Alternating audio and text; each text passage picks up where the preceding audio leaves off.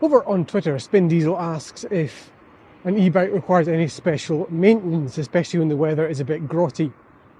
I will once more say I'm not an expert and I'm actually quite a bad e-bike owner in many ways, but I don't think so.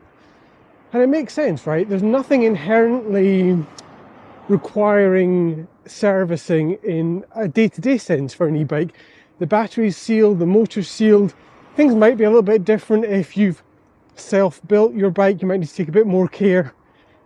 But for a commercially available retail bike, I think you'd be okay without taking any special consideration in day-to-day cleaning for your e-bike. However, that said, there's one really important caveat here, which is to do with care for your battery when the weather is cold.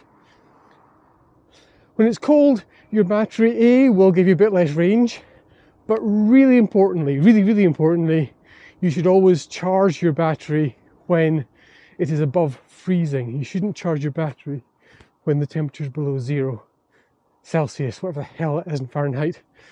Thank you, subtitler in the future. Because that's really bad for the battery chemistry.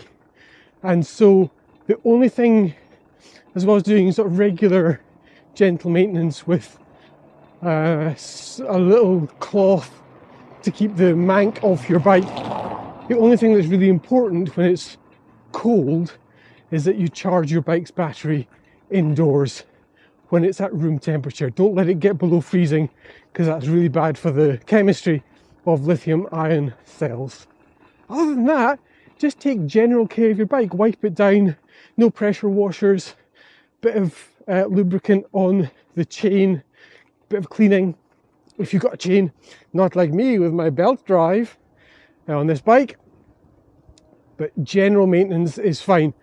But for me, I will put it in regularly to Electric Bike Scotland here in Dundee for a full service, and they'll do all the diagnostic stuff on the electrics, and I'm happy to pay somebody, an expert, to do that for me.